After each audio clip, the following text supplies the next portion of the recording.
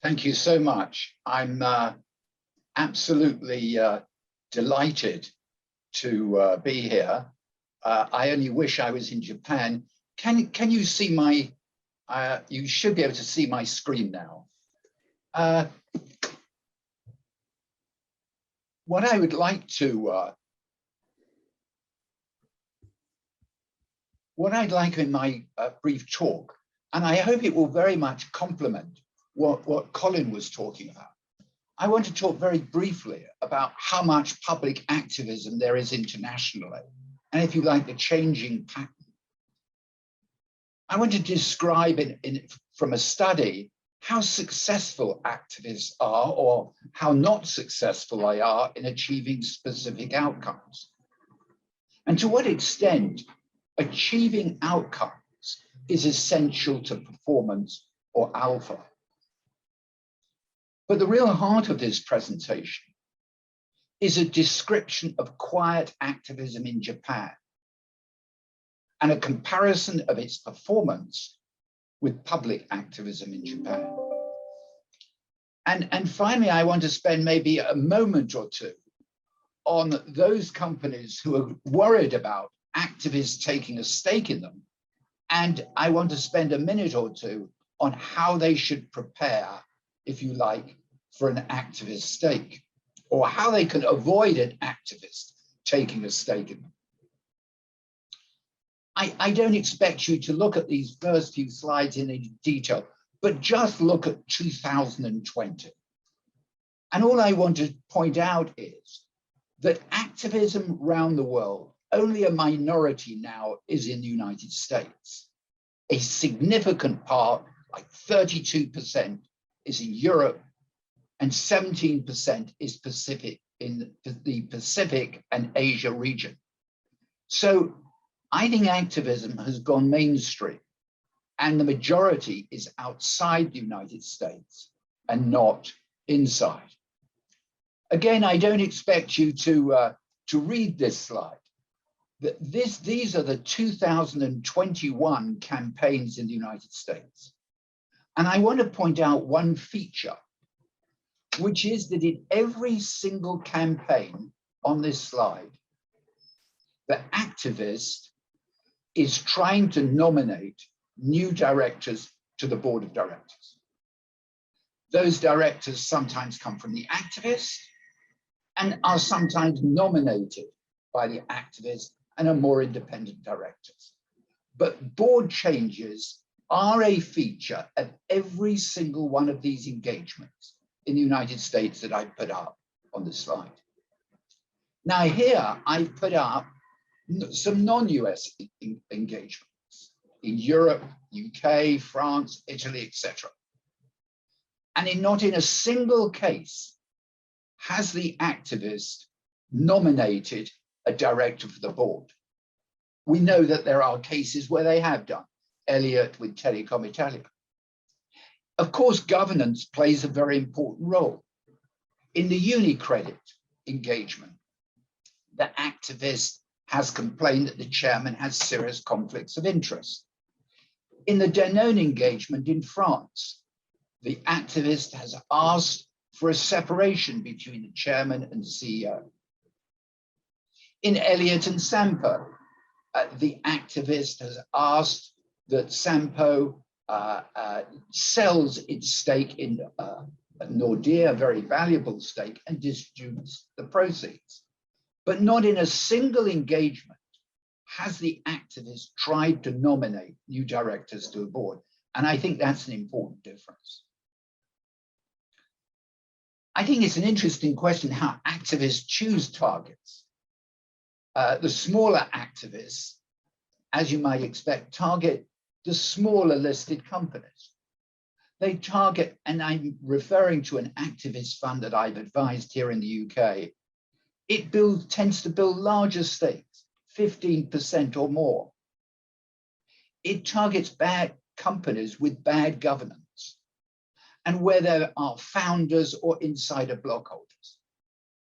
Of course, the larger activists like Elliott will target the much larger listed companies where the shares have a much more liquid market It will try and target underperforming companies and will try to execute and change its strategy, a demerger, distributing excess cash, maybe going private.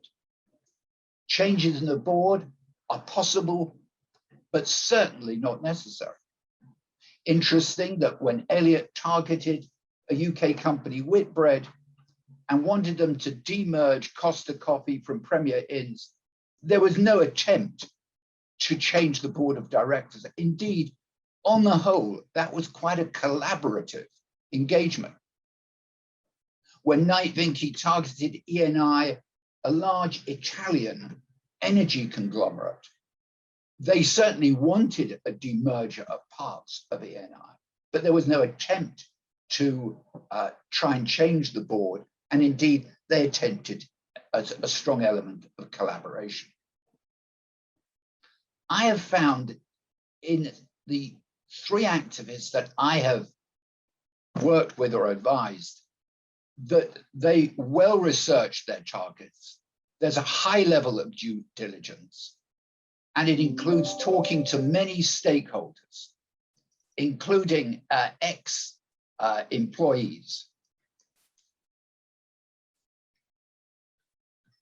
I think an important issue is how you amass a block. And that's certainly important to companies like Elliott.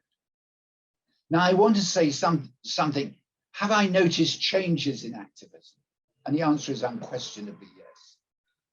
I notice a more collaborative attitude amongst activists, even amongst the large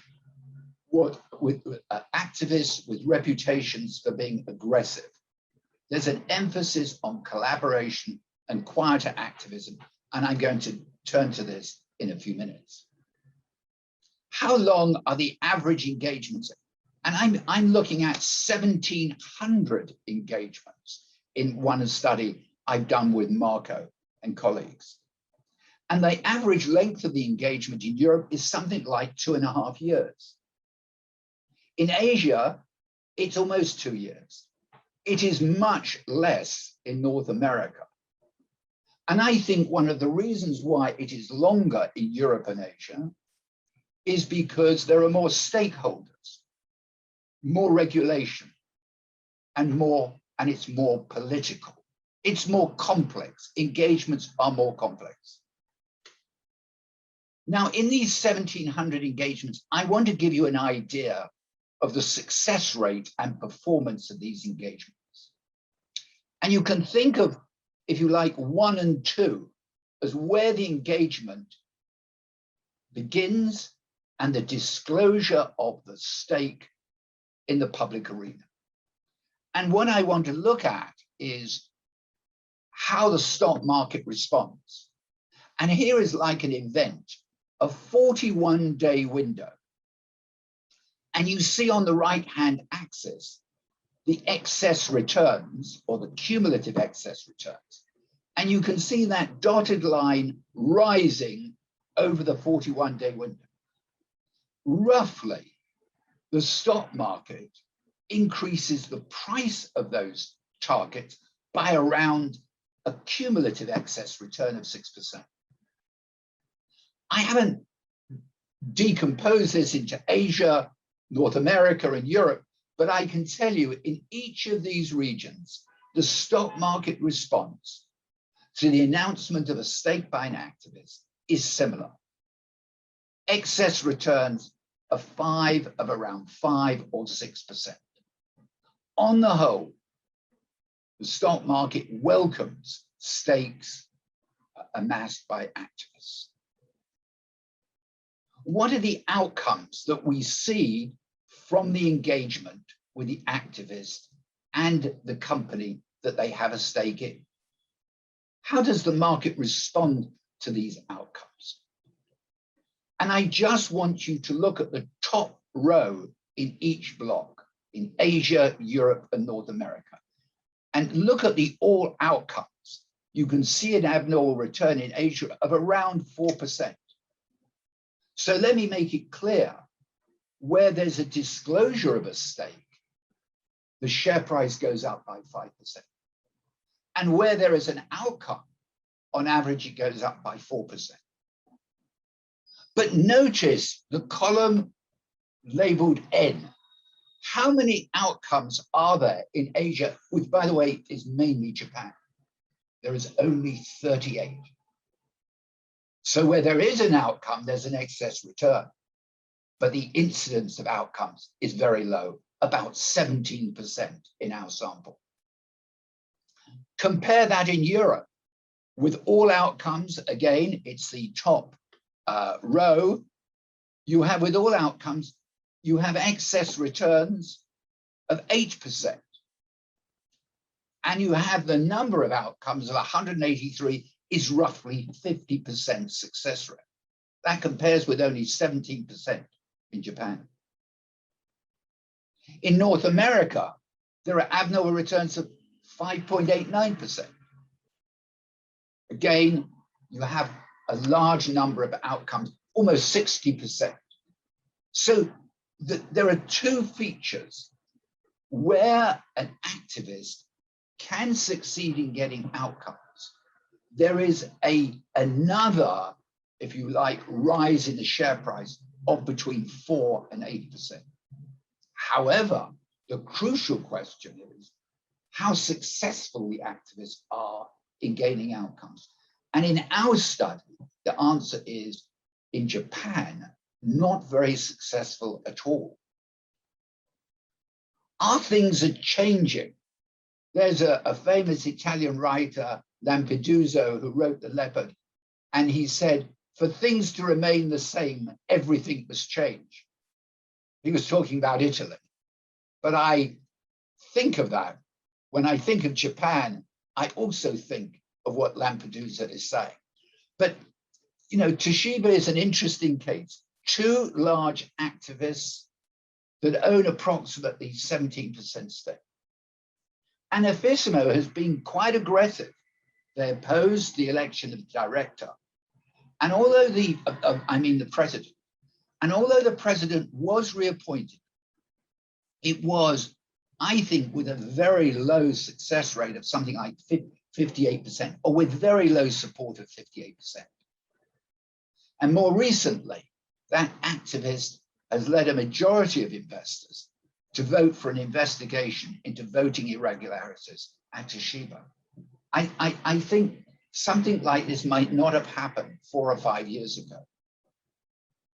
And as we know, CVC, a UK private equity house, has made a bid of 20 billion for Toshiba to take it private. It'll be interesting whether shareholders support such a bid, and perhaps even more important, whether the Japanese government allows such a bid to be executed. Now I want to talk about private activism in Japan. And I want to look at, if you like, an Anglo-Japanese company called Go Japan. It's an acronym for governance for owners. And this is unusual.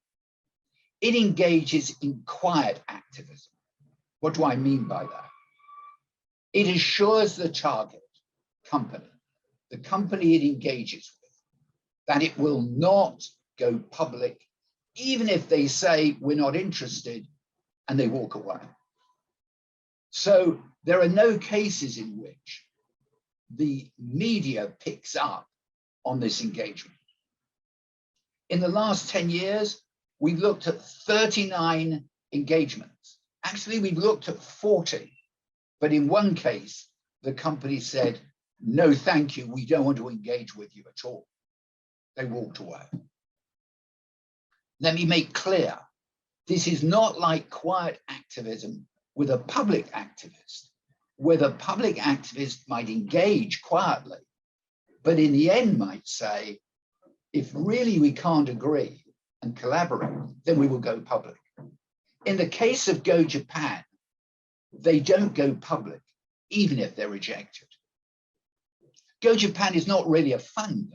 It acts for other institutional shareholders in Europe, in Scandinavia, and I believe in one case in Japan itself. It gets paid a fee for engaging. What are the kind of items it engages on? Board structure, often in the independence of the board, more efficient use of cash and payout, and changes in strategy, the sale of unprofitable businesses, new investment, and M&A. I want to make it clear what I mean by M&A. They do not try and put the company into play. They do not try and get the company to be acquired or taken private. But in the cases we've looked at, they try and constrain the company from overpaying, i.e. making the wrong or unprofitable acquisitions. And finally, they try and persuade companies to reduce or to withdraw their takeover defenses. How successful are they? Well, when we tracked the, if you like, each of their proposals, and we looked for outcomes, and these outcomes had to be publicly declared in the market. So we guess there are some outcomes we have not picked up because we could not find them in the media. But in terms of the board, the success rate was 71%. In terms of cash efficiency and payout, it was 69%. Of business strategy, 41%. And takeover defenses, or the abolition of, 36%. Overall, the success rate was a little more than about 60%. Now, we've done a study of public activism in Japan. By the way, these are the agenda items, not the success rate. The success rate is on the following slide. And look at the block at the bottom, 135 activist engagements. And these are the agenda items of the activists. And you can see board, payout, strategy, and M&A. And when I say M&A, I mean they want to largely put the company into play and have it acquired or taken private. And this is the success rate. On average, the success rate of public activism is about 33%. A little more than half of that of the quiet activism that I described earlier. And I think what's interesting is the agenda items, or where public activism gets outcomes. Payout is very important, 21 cases. And this is critical. There are 10 cases in our sample of public activism where the company engaged with, let me refer to it as the target, it actually is put into play and acquired or taken private. And in those 10 cases, there are substantial excess returns.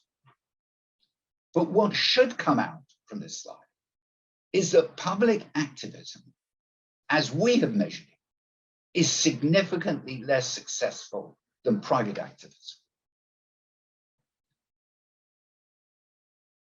Let me go back to Go Japan. When we look at the outcomes of the companies that Go Japan engages with, and we measure the stock market response to those outcomes, we find that on average, there are excess returns of 4%. Now remember that for our 39 engagements, there was more than one agenda item per company. So if you accumulate the outcomes per engagement, you get substantially more than 4%. You might get 6 or 7% of that order. So it's more than that. But I do want to say this to you, that when I compare the response to outcomes of Go Japan with public activism, Go Japan looks to have lower excess returns, smaller excess returns than public activism. And a large part of that is to do with, if you like, their agenda. That is, they don't try and get the companies, persuade them to be takeover targets or going private. So, if you like, the Go Japan is, to some extent, has where they do have outcomes, they are less profitable than public activism, but their success rate is much higher. So there's this trade-off between Go Japan, which is, can I say, less aggressive in its agenda items, and therefore less profitable. But on the other hand, it has a higher success rate. I have no doubt that the higher success rate is due to quiet dialogue between itself and the company it engages with. Now, of course, I haven't said this to you, but when I documented the case of public activism, but by the way, I did this study with Iko Suzuki and with Hideaki, Professor Miyajima, and Marco Berg. When we did this study, we want to emphasize that there are, in some cases, public activists who engage quietly. And if they collaborate successfully, those engagements will never see the light of day. I was surprised when I invited Elliot to talk to my class about their brand of activism and how often the word quiet activism came up, how often the word collaboration came up. And that is not what you might have expected if you had remembered some of the engagements in the past with Elliot. And I think that that is something that I hear much more from public activists, quieter activists. And those cases are clearly not registered. So it may be we have understated the success rate of public activism in Japan. Some qualifications, and Colin picked up on this. The gains from activism might come at the expense of other stakeholders, indeed other security holders, maybe even debt holders. And certainly activism has been accused of myopic behavior. I have to say my own view is if there is myopia, the myopia is less with activism but rather in the public capital markets. Activists are doing what stock market participants want them to do. There are spillover effects from activism. Clearly, competitors suffer losses. But also, and I think this is very helpful, other companies who are potential targets for activists, they seem to improve their efficiency, they improve their stock market performance, and as a result, they're not eventually targeted by the activists. That is, there are spillover effects from activism, which in some cases I think are positive. I sometimes am asked to talk to CEOs to talk about how to prepare for an activist. I have a moment only. But before an activist comes on board, try and ask yourself, what would be the agenda of an activist? Investigate whether their agenda items are helpful or not, whether they're in the interests of shareholders and stakeholders. And if they are, do them and implement them. If they're not, explain to your shareholders why these strategies are not good for your shareholders and are not good for your stakeholders. Sleepy shareholders are not an advantage when it comes to an activist engagement.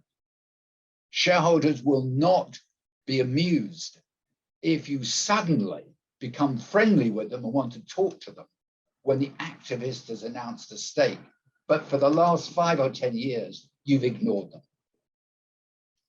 Finally, there was a time 10 years ago when I talked to asset managers and fund managers, when some of them would not pick up the phone to an activist. That is not the case today. Shareholder activism has gone mainstream. Where there are outcomes, they seem to improve shareholder returns. Where there are no outcomes, they do not seem to improve shareholder returns. Achieving outcomes is essential to activism. I want to say something that pick up something on Colin said. To some extent, activism is a substitute for hostile takeovers. In that sense, I think it's constructive. Why have a takeover simply to change the strategy of a company? It's much better to have an activist engagement.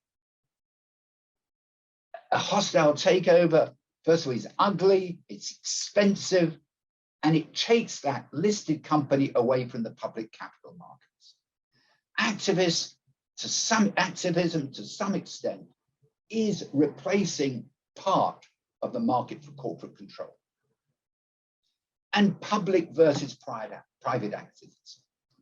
I think the emphasis on quiet activism, on collaboration, rather than on these very public hostile engagement, that has to be a good thing. It will mean a longer engagement. The average engagement of Go Japan, it may surprise you, is just over 5 years. So it requires much more patient activism. But I think the success rate will be much higher. An interesting question: how much is this a Japanese cultural phenomenon, and how much should extend to Europe and even North America? But let me give you one of the big issues. Shareholder activism is expensive. And the idea that it can be multiplied 20 times across the capital markets, I do not think is possible. So I think an important question is, how do active asset managers, and indeed indexed managers, how do they become more active owners? How do they engage more constructively with companies? It is fair to say that many fund managers owning small stakes in 1,000 companies, they engage very little. You know, Mark Rowe talked about strong managers, weak owners. We have to have more active and more responsible ownership. And the question is, how do we get to that promised land? Thank you very much.